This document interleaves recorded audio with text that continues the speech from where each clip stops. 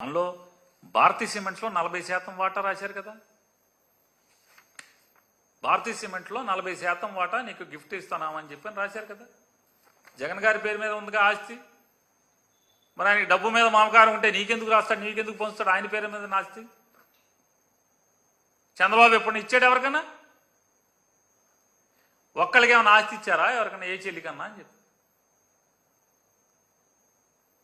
ఏ అక్కకి తమ్ముడికి ఎవరికైనా ఇచ్చారా మీరు?